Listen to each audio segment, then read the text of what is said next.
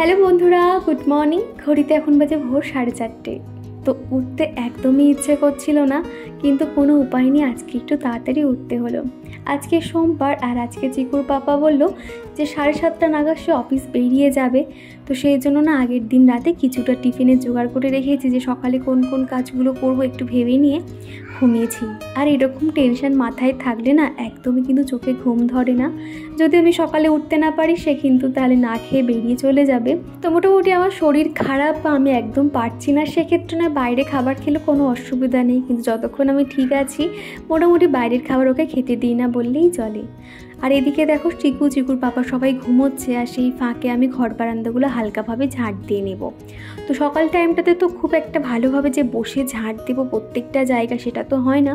মোটামুটি বাসি ঘর হয়ে থাকে, তো ওই যে পাশের রুমটা ভালো করে ঝাঁট দিয়ে দিচ্ছে, আর বেডরুমটা হালকা করেই ঝাঁট দিয়ে দেবো, কেননা বিকেলে তো আবার ঝাঁট দিতে হবে। আর এই সকাল টাইমটাতে হালকা করে ঝাঁট দিয়ে নিচ্ছি প্রত্যেকটা জায়গা। আর বাইরের চারিদিকটা এত সুন্দর লাগছে না, পুরো মেঘলা মেঘলা ওয়েদার, পুরো ফাঁকা ফাঁকা জায়গা, তো বেশ একটা ফুরফুরে হাওয়া হচ্ছে, আলাদা মানে কাজ করছি একা একা না, একটা আলাদাই যেন এনার্জি পাচ্ছি। আমার ক্ষেত্রে কি হয়, বাড়িতে যখন অনেক লোকজন থাকে তখন কিন্তু না আমি কাজ করতে একদমই এনার্জি পাই না, কিন্তু যখন কেউ থাকে না কিংবা ঘুমিয়ে থাকে, কোথা দিয়ে যেন নিজের মধ্যে একটা এনার্জি চলে আসে। আর আজকে শুনেছিলাম বৃষ্টি হবে, তবে যে এরকম একদম সকাল থেকে বৃষ্টিটা হবে ভাবতে পারিনি। আমার কিন্তু বৃষ্টি দেখতে এবং বৃষ্টিতে ভিজতে কিন্তু খুবই ভালো লাগে।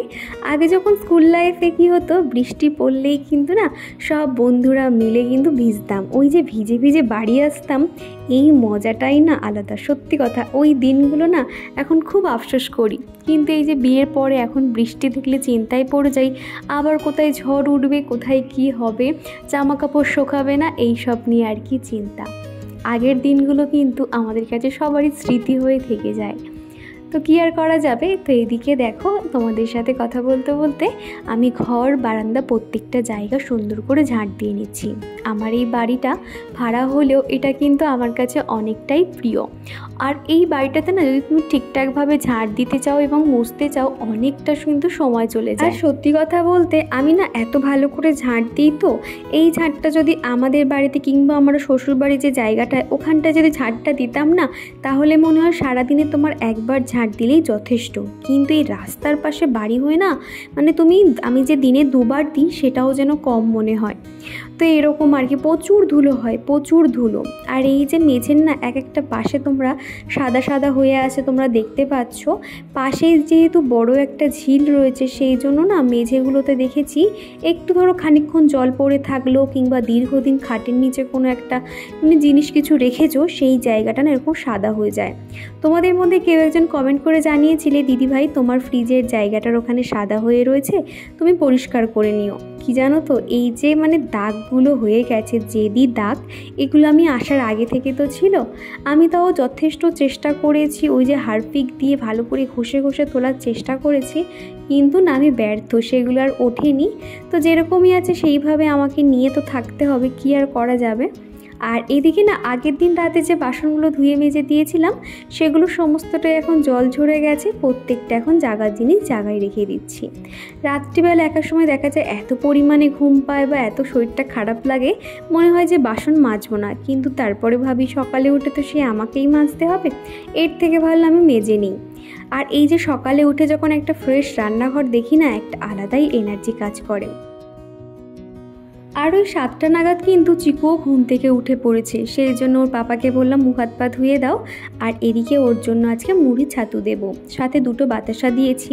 ওকে তো একদমই চিনি দিই না, মাঝে করে চিকুর যে পরিমাণে কৃমি হয়েছিল, তো তার জন্য তো ওষুধ খাওয়াতে হয়েছিল, সেই জন্য না চিনি এখন অতটা দিই না। আজকে কোথায় একটু তাড়াতাড়ি উঠলাম, চিকু বেশিক্ষণ ঘুমোবে, সেই ফাঁকে কাজগুলো করে নিতে পারবো। ওই যে যখনই ভাবি হয়তো আজকে বেশিক্ষণ ঘুমোবে, সেই দিনই দেখা যায় চিকু তাড়াতাড়ি উঠে বসে থাকে। তো এখন ওকে খাবারটা দিয়ে এলাম, আর এখন এই 7:30 মতন বেজে গেছে। এর মাঝে কিন্তু চিকুর পাপার জন্য একটু ডিম টোস্ট করে দিয়েছিলাম। ডিম টোস্টটার কি আর দেখাবো, ওই পাউরুটি একটা ব্যাটার বানিয়ে, ওই ডিমের ব্যাটার বানিয়ে তার মধ্যে এদিক ওদিক করেই আর কি ডিম টোস্টটা বানিয়ে দিয়েছিলাম, সাথে একটু সস দিয়ে দিয়েছিলাম। তো তাড়াহুড়োর সময় না তাই বলছিল যে টিফিন নিয়ে যাবে না করছিল, তো সেটা আর কিন্তু ক্যামেরা বন্দি করা হয়নি।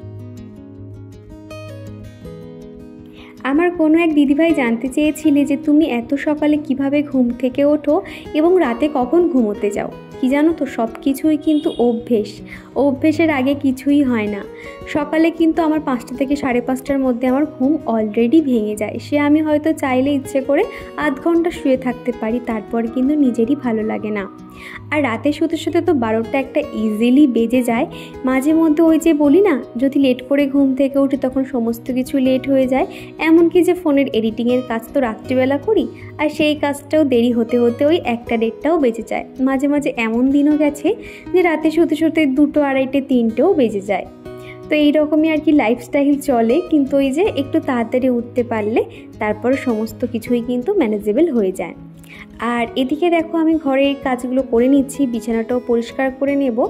আর তারপরে দেখছি কি একটু হালকা হালকা রোদ উঠেছে আর বেশ আকাশটা পরিষ্কার হয়ে গেল। কেয়ার ফ্যামিলি আইডি থেকে দিদিভাই কমেন্ট করেছিলে তোমাদের ওখানে ভোট কবে। আমাদের কলকাতাতে ভোট হচ্ছে জুনের 1 তারিখে, আর এমনকি আমার বাপের বাড়িতেও ওই 1 তারিখেই পড়েছে। তো চিকুর পাপা তো অবশ্যই ভোট দিতে যাবে, তবে আমি যাব কিনা সন্দেহ আছে। তার কারণ আমি যদি এখন যাই তাহলে কিন্তু অনেকটাই সমস্যা আছে। ওই যে যাওয়া আসা, মাঝে আবার জামাই ষষ্ঠী রয়েছে, তখন তো আবার যেতে হবে। সেই জন্য ভাবছি কি করব, এখনো পর্যন্ত ঠিক হয়নি। আর জিজ্ঞাসা করেছিলে তোমাদের কি লাভ ম্যারেজ নাকি অ্যারেঞ্জ। আমাদের অ্যারেঞ্জ ম্যারেজ এবং আমাদের লাভ স্টোরি তুমি জানতে চেয়েছিলে কোনো একটা ভিডিওতে, আমি এটা অবশ্যই তোমাদেরকে শেয়ার করব। আর এখন যেহেতু আমার নতুন নতুন বন্ধু হচ্ছে, সবারই একটা জানার ইচ্ছে থাকে যে আমার লাভ ম্যারেজ কি অ্যারেঞ্জ ম্যারেজ। এটা কিন্তু আগে আমি বহুবার অ্যান্সার দিয়েছি, তাও আরেকবার সকলের উদ্দেশ্যে বলে দিলাম। আর আরেকজন জানতে চেয়েছিলে আমি কি ফেস ওয়াশ ইউজ করি। আমি ওশিয়া হার্বালের ফেস ওয়াশটা বর্তমানে এখন ব্যবহার করছি। মাঝে করে আমার স্কিনটা প্রচুর পরিমাণে ড্রাই হয়ে গেছিলো, তো সেখান থেকে ওটা ব্যবহার করে অনেকটাই ফল পাচ্ছি। আমার কোনো এক বন্ধু বলেছিলে দিদিভাই তোমার স্কিন কেয়ার প্রোডাক্টগুলো আমাদের সাথে শেয়ার করব। অবশ্যই শেয়ার করব। তোমরা যেহেতু আমার কাছে যাই রিকোয়েস্ট করো সেগুলো কিন্তু আমি খুব চেষ্টা করি রাখার। তোমরা এই যে তোমাদের মূল্যবান সময় দিয়ে আমার ভিডিওগুলো দেখো, এত সুন্দর সুন্দর কমেন্ট করো, আর তোমাদের রিকোয়েস্ট রাখবো না তা কখনো হয়? তো কোনো একটা ভ্লগের মাধ্যমে অবশ্যই দেখিয়ে দেবো। সকালে ওই যে একটু জল বিস্কুট খেয়েছিলাম, আর এখন একটু দুধ আর প্রোটিনিক্স পাউডার খেয়ে নিচ্ছি। আর এরই মধ্যে যে জেঠিমা আমাদের বাড়িতে দুধ দিয়ে যান, তো উনি এসছে ওই যে টাকা নিতে আর কি। তো ভাবলাম একা খাবো কেন, ওনাকেও 1 কাপ বানিয়ে দিই। তো বলে এখন দুজনার জন্য একটু প্রোটিনিক্স পাউডার নিয়ে নিচ্ছি। তারপরে কিন্তু খানিকক্ষণ বসে ওনার সঙ্গে কথা বলে আবার কাজকর্ম শুরু করব। আসলে সারাদিন বাড়িতে একা থাকি, তো যখন কেউ একটু আসে তখন যেন গল্প আর শেষ হতেই চায় না। আর এমনিতেও আমি কিন্তু কথা বলতে খুব ভালোবাসি, আর জেঠিমাও কিন্তু অনেক ভালো।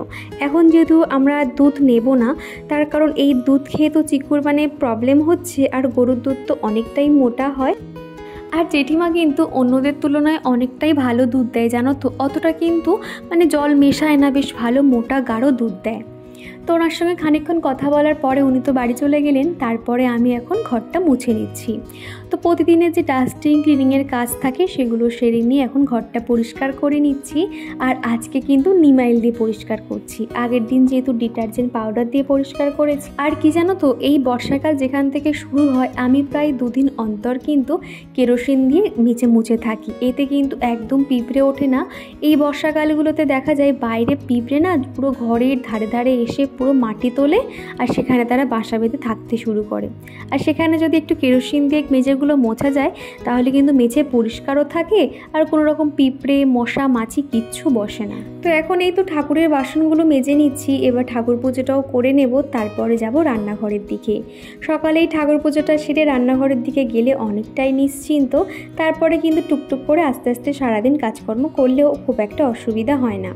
তো এখন দেখো এসেই সিংহাসনের প্রত্যেকটা জায়গা সুন্দর করে মুছে দিচ্ছি। আর কি জানো তো, 2 দিন ছাড়া ছাড়া এত পরিমাণে ধুলো আর জাল পড়তে থাকে কি বলবো। কোথাও একটা শুনেছিলাম ঠাকুর ঘর এবং বাথরুম, বেডরুম, রান্নাঘর এই সমস্ত জায়গায় ঝুল পড়তে দেওয়া একদম উচিত নয়। কিন্তু কি করব বলো তো, যেদিকটা না একটু খেয়াল করব সেই দিক দেখা যাবে মাকড়সার জালে পুরো ভর্তি হয়ে রয়েছে। অক্ষয় তৃতীয়ার দিন তো দেখেছিলে আমি ভোলানাথের জন্য এই ত্রিশূলটা বানিয়েছিলাম। আর এই রবিবার দিন চিকুর পাপা যে বাড়িতে গেছিল ওটা ঠাম্মি দেখো ভোলানাথের জন্য একটা রূপোর বেলপাতা পাঠিয়ে দিয়েছে। সব মিলিয়ে যখন ভগবানকে সুন্দর করে ফুল দিয়ে সাজিয়ে দিয়েছি, এবার যেন মনে হচ্ছে ভোলানাথ অনেক খুশি হয়েছে। তো দেখো কত সুন্দর প্রত্যেকটা জায়গায় একটা একটা করে ফুল দিয়ে সাজিয়ে দিয়েছি। তো এখন পুজোটা করে নেব। প্রতিদিন অন্তত একবার সকালবেলা কিংবা সন্ধ্যের দিকে কৃষ্ণের অষ্টতর শতনামটা আমি পড়ে থাকি। আর বেশিরভাগ সময় দেখা যায় রাতেই পড়ি, সকালে তো অত সময় পাই না, কিন্তু আজকে একটু পড়তে ইচ্ছে হলো। তো এই দিয়ে ঠাকুরের পুজোটা শেষ করলাম, তারপরে চলে যাব রান্নাঘরের দিকে। চিকুর পাপা না পোলাও খেতে কিন্তু ভীষণ পছন্দ করে, আর আমি কিন্তু খুব একটা পোলাও বানাতে পারি না বললেই চলে। আগের বারে দুবার চেষ্টা করেছি, তাও কিন্তু অত ভালো হয়নি। আর এবারেই আমি একটু জেদ করেই এটা বানাচ্ছি যে না, এবারে আমাকে ভালো বানাতেই হবে। এই ধরনের খাবার তো আমার একটু বেশি বানানোর একটা আগ্রহ থাকে, তোমাদেরকে সবসময় বলেছি। দৈনন্দিন রান্নাবান্নার থেকে এগুলো যেন বেশি ভালো লাগে। তো গোবিন্দভোগের চালটা না ভালো করে ধুয়ে নিয়ে একদম শুকনো করে নিয়েছিলাম। তার মধ্যে একটু গরম মশলা গুঁড়ো, হলুদ গুঁড়ো, ঘি, নুন, চিনি আর একটু ব্ল্যাক পেপার ভালো করে দিয়ে মাখিয়ে নিয়েছি। তো মোটামুটি 10-15 মিনিট আমি ম্যারিনেট করে রেখে দেব। আর এদিকে দেখো চিকেন কষাটাও হয়ে এসছে। মাখা মাখা করে চিকেন করব। আর এদিকে কিন্তু ভাত বসিয়ে দিয়েছি। চিকু তো এই সমস্ত ভাত খাবে না, একেবারে দুবেলার মতন ভাত বসিয়ে দিয়েছি, তাহলে ওটা রাতে হয়ে যাবে। আর পোলাওটা শুধুমাত্র দুপুরের জন্য বানিয়েছি। আর এদিকে দেখো দুপুর থেকে কিন্তু ভালোই বৃষ্টি শুরু হয়েছে, ঝমঝমিয়ে বৃষ্টি পড়ছে। আর আমাদের এই পিছনের বারান্দাটা দেখো একদম জলে ভিজে গেছে। তো রান্নাবান্না তোমাদেরকে কি আর শেয়ার করব, সেই সময় দেখা গেছে ফোনে চার্জ নেই, বৃষ্টি হচ্ছে, কারেন্ট ছিল না, তো সেই জন্য না আর রান্নাবান্না শেয়ার করতে পারিনি। তারপরে ওই যে রান্নার শেষে কয়েকটা থালা বাসন পড়েছিল, সেগুলো সমস্তটাই মেজে নিয়েছি, নিয়ে এখন এই রান্নাঘরটা পরিষ্কার করে নিচ্ছি। তো দুপুরবেলা কি আর করা যাবে, একা একাই তো খেতে হবে। তো চিকুর পাপা আজকে যদিও তাড়াতাড়ি ফিরে আসবে, যেহেতু অত সকালবেলা বেরিয়েছে সেই জন্য আর কি। আর মেন সকালে কেন অত সকালে বেরিয়েছে তোমাদের তো বলাই হয়নি। আসলে চিকুর পাপার বাইকটা না সার্ভিসিং করাতে দিয়েছে, সেই জন্য আর কি। হেঁটে যদিও অনেকটা পথ যেতে হবে, সেই কারণেই সকালবেলা গেছিলো। আর আসার সময় যদিও দোকান থেকে বাইকটা নিয়ে চলে আসবে, এরপর থেকে কিন্তু অতটা অসুবিধা হবে না। আর এখন এই যে রান্না শেষে প্রতিদিন যেরকম প্রত্যেকটা জিনিস মুছে মুছে জায়গায় রেখে দিই, সেগুলো এখন রেখে দিচ্ছি। আগের দিন ব্লগে আমার মিষ্টি মিষ্টি বন্ধুরা যারা কমেন্ট করেছিলে, চলো তাদের কমেন্টের উত্তর দেওয়া যাক। তো প্রথমেই কমেন্ট করেছে সোনিয়া খাতুন, সুপ্রিয়া বিশ্বাস, সুমিত্রা দে, বিনীতা দাস, মধু, কেয়ার ফ্যামিলি, রিয়া মুখার্জি, টুম্পা পাল, কাজল, আরএস ফ্যামিলি ব্লগ, ফাল্গুনি সরকার, ফারহানা আক্তার, মিশু মামুন ব্লগ, হাসান শাকিন, আরজে জুহি, মালিনী চক্রবর্তী, মৌ লাইফস্টাইল, সোনিয়া গুহা। তো সোনিয়া গুহা বলেছিলে যে আমার মেয়ের জন্মদিন আজকে, তোমরা সবাই ওকে আশীর্বাদ করো। তো সোনিয়া, তোমার মেয়ের জন্য আমার অনেক আশীর্বাদ। ঈশ্বরের কাছে প্রার্থনা করি ও যেন মানুষের মতন মানুষ হতে পারে এবং জীবনে অনেক বড় হয়। তো রান্নাঘরটা সুন্দর করে মুছে মাছে নিয়েছি, তারপরেই কিন্তু চলে যাব চিউকে স্নান করাতে। আর এসে দেখছি ডাইনিং রুমের অবস্থাটা এমন করে রেখেছে না, চারিদিকে খেলনাপাতি ছড়িয়ে রেখে দিয়েছে। তো এই খেলনাগুলো সকাল থেকে যে কতবার আমাকে তুলতে হয় এর কোনো ঠিক ঠিকানা নেই। তো একটা খেলনা নিয়ে খেলবে আর বাদবাকি সমস্তটাই ছড়িয়ে দেবে। দেখো আমি রেখে দিচ্ছি বলে আবার এসে বারণ করছে। তারপরে এই তো দুপুরে আমার খাবারটা নিয়ে বসে পড়েছি। পোলাও, চিকেন কষা আর একটু স্যালাড নিয়েছি। পোলাওটা কিন্তু দারুণ ঝরঝরে হয়েছিল। কোনো একটা দিন রেসিপিটা অবশ্যই শেয়ার করব। তো চলো আজকের ভিডিওটা এই দিয়ে শেষ করছি, টাটা।